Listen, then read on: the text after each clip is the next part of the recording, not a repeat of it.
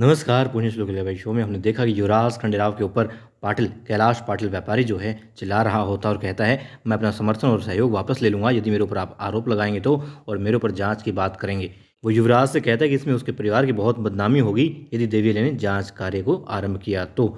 अब युवराज खंडेराव भी कहते हैं कि न्याय तो होगा, जांच तो होगी। अब वो इंसान गुस्सा होता और युवराज कहते हैं आप हमें धमकी दे रहे हैं, हम ये बर्दाश्त नहीं करेंगे। अब वो कहता है कि मैं तो सिर्फ सच बोल रहा हूँ, वही बोल रहा हूँ जो होगा, और वहाँ से चला जाता है। युवराज बहुत ज़्यादा गुस्सा हो रहे होते हैं। फिर गुरु जी कहता है कि तुम शांत रहो, माना कि न्याय आवश्यक है, न्याय होना भी चाहिए, मगर महज एक औरत के कुछ बात कहने से भावनाओं में बहकर ऐसा निर्णय नहीं लेना चाहिए जिससे कि आने वाली योजनाओं पर भी असर पड़े, क्योंकि ये बहुत ज़्यादा पैसा लगा रहा है।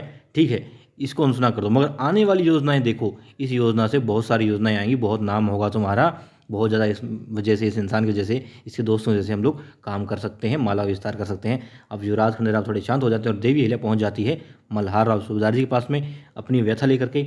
अब यहाँ देवी अहिल्या युवराज खंडेराव के बारे में चिंतित होती हैं और मल्हार राव सूबेदार जी से कहती हैं कि वो बहुत ज़्यादा विवश महसूस कर रही हैं खुद को, और समझ नहीं पा रही हैं कि युवराज खंडेराव के हर मुद्दे में, हर उनके फैसले में, हर योजना में वो बीच में रुकावट क्यों बन जाती है, समझ नहीं आ रहा है।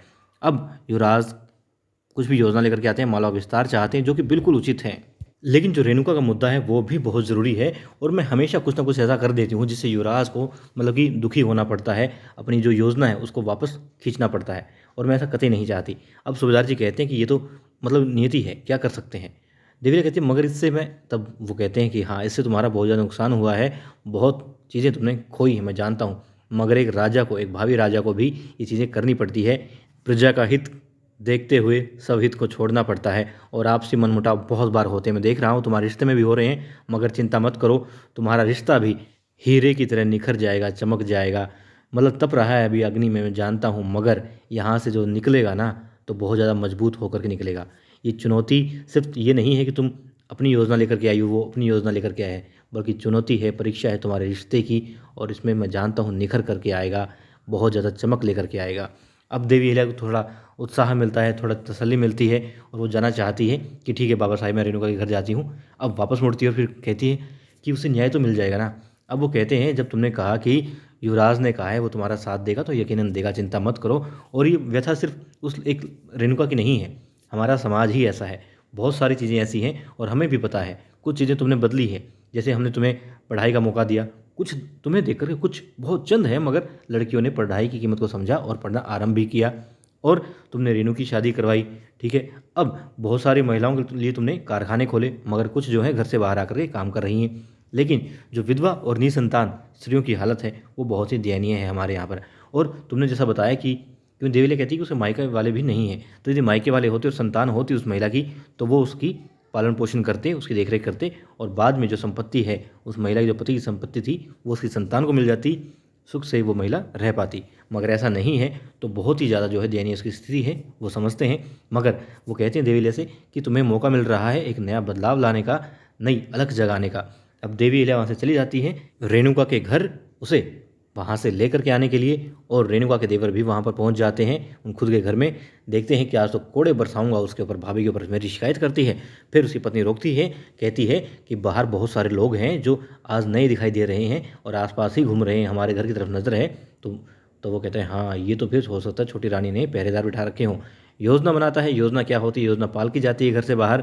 और जब देवी अहिल्या के आदमी पूछते हैं कि ये पालकी कहाँ जा रही है, तो वो कहते हैं इसके अंदर रेणुका बहनी है और वो स्नान के लिए जा रही है, नर्मदा स्नान के लिए जा रही है। ठीक है, अब वो लोग सोचते हैं कि इनके साथ कुछ अनहोनी हो सकती है वहाँ पर, तो देवी ने कहा था कि सुरक्षा का ध्यान रखना है, पालकी के साथ साथ वो लोग हो लेते हैं। अब देवी अहिल्या भी वहाँ पहुँच जाती है, और वो इंसान भी अपनी भाभी को प्रताड़ित करने के लिए दरवाज़ा खुलवाता है, मगर उसकी भाभी खिड़की तोड़ करके वहाँ से निकल जाती है।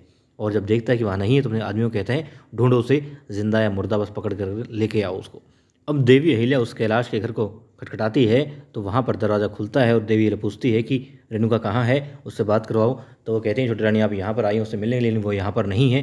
मुझे कहाँ गई, तूने उसे छिपा दिया। कहता है आपको यकीन नहीं है तो आप अंदर आकर के देख लीजिए। देवी अहिल्या देखती है, वो नहीं मिलती है।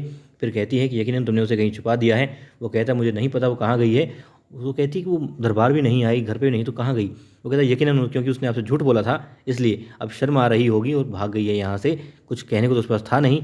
फिर देवीला कहती है कि मैं जानती हूँ और शिव शंभू की कृपा से आंखों से पढ़ सकती हूँ कि किसकी आंखें झूठ बोलती हैं, कौन सच बोलता है, तो मैं अच्छे से जान गई हूँ और तुम बच नहीं पाओगे। तब वो कहता है कि ठीक है, आपसे जो बन पड़े आप कर लीजिए। और वहाँ से देवीला चली जाती हैं उसको ढूंढने के लिए। अब देवी ने जो पहरेदार लगाए थे उनसे पूछती है और कहते हैं कि हमें गलत जानकारी दी गई थी और हम पालकी के पीछे गए, पर पालकी में तो वो नहीं थी। ठीक है, अब देवी अहिल्या उसे ढूंढती हुई जा रही होती है, सैनिकों को भी बोलती है उसे ढूंढो, बहुत आवश्यक है, बहुत ज़रूरी है।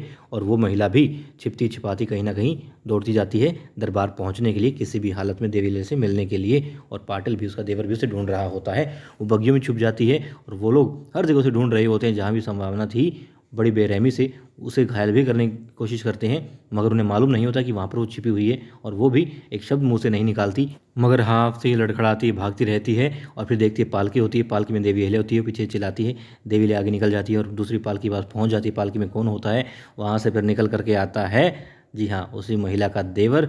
और देवर के सामने देख करके वो हैरान हो जाती है कि ये यहाँ पर कैसे आ गया, अब मैं कैसे बचूंगी। और वहाँ महल में एक नया ही कारनामा हो रहा होता है। द्वारकाबाई साहिब बड़ी खुश हो रही होती हैं इसको देख करके, क्योंकि आज देवी अहिल्या वाले काम कौन कर रही होती है, पार्वती कर रही होती है। प्रसाद कौन बांट रही होती है, पार्वती बांट रही होती है। कहती है तूने तो देवी अहिल्या वाले सारे काम धीरे धीरे अपने हाथ में ले लिए, बहुत अच्छे से कर रही हो, अपनी जगह बना लो। तो कहती है मेरा इरादा किसी की जगह लेना नहीं है, बड़ी रानी हमेशा बड़ी रानी ही रहेंगी, मैं छोटी ही रहूँगी उनसे, मगर मैं अपना स्थान बनाना चाहती हूँ, युवराज का और मेरा एक अलग ही रिश्ता होना चाहिए। तब द्वारकाबाई साहिब कहती है हाँ, मेरा भी यही मतलब था, बिल्कुल यही मतलब था। अब वो लोग जाते जाते युवराज के कक्ष के सामने आ जाते हैं और पार्वती खो जाती है युवराज को देख करके। तब वो कहती है कि हाँ हाँ कोई बात नहीं, अकेले में बात करना चाहती हूँ अपने होने वाले पति से, जाओ कर लो, मैं कुछ नहीं कहूँगी, मैं जाती हूँ, तुम अंदर जाओ। और युवराज बेचैन होते हैं, चिंतित होते हैं, किस लिए, क्योंकि देवी को वादा कर चुके हैं और गुनु जी ने जो बात कही है उसी विषय में वो सोच रहे होते हैं, जो काम करना चाहते हैं वही खाते हाथ में होते हैं, मगर कर नहीं पा रहे होते हैं। और अब पार्वती अंदर दाखिल हो रही होती है उनके कक्ष में, उनसे बात करने के लिए, उनको प्रसाद खिलाने के लिए अपने हाथों से। और वहाँ पर गुनु जी ले आते हैं एक विष और दे देते हैं महाराज को, क्योंकि महाराज ने बता दिया है कि ये वो विष है जिसका असर आज नहीं कल होगा, खिलाऊंगा आज मगर कल मारा जाएगा युवराज खंडेराव, वो भी उसकी नई नवेली भावी पत्नी पार्वती के हाथों।